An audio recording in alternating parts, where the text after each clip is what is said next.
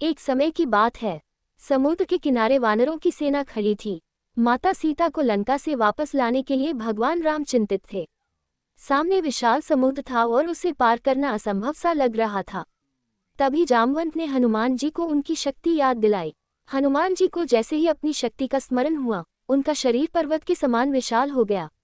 उन्होंने प्रभु राम का नाम लिया और एक ही छलांग में समुद्र पार करने का संकल्प लिया। जब हनुमान जी आकाश में उड़ रहे थे, तब रास्ते में सुरसा नाम की राक्षसी आई।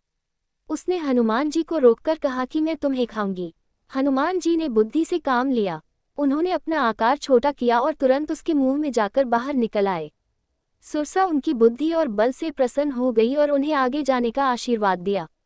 आगे लंका के द्वार पर लंकिनी नाम की राक्षसी पहरा दे रही थी। उसने हनुमान जी को रोकने की कोशिश की। हनुमान जी ने हल्का सा प्रहार किया, जिससे वह गिर पड़ी।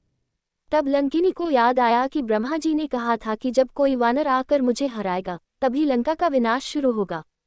हनुमान जी रात के समय लंका में प्रवेश कर गए। उन्होंने पूरे नगर में खोज की और अंत में अशोक वाटिका में माता सीता को देखा। माता सीता बहुत दुखी थी और राम का स्मरण कर रही थी। हनुमान जी पेड़ के ऊपर बैठकर राम कथा सुनाने लगे। जब सीता जी ने सुना, तो उन्हें आश्चर्य हुआ। तब हनुमान जी नीचे आए और प्रभु राम की अंगूठी उन्हें दी। अंगूठी देखकर माता सीता की आंखों में खुशी के आंसू आ गए। उन्हें विश्वास हो गया कि भगवान राम जल्द ही उन्हें लेने आएंगे। हनुमान जी ने लंका में अपनी शक्ति का भी परिचय दिया। उन्होंने अशोक वाटिका को नष्ट कर दिया और कई राक्षसों को पराजित किया। अंत में रावण के सैनिकों ने उन्हें पकड़ लिया और उनकी पूंछ में आग लगा दी।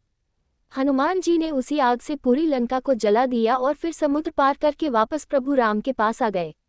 उन्होंने माता सीता का संदेश राम जी को दिया। ये सुनकर भगवान राम बहुत प्रसन्न हुए और हनुमान जी को गले लगा लिया। हनुमान जी की भक्ति, शक्ति और बुद्धि के कारण ही राम जी का कार्य सफल हुआ और अंत में बुराई पर अच्छाई की विजय हुई। जय हनुमान, जय श्री राम। एक समय की बात है।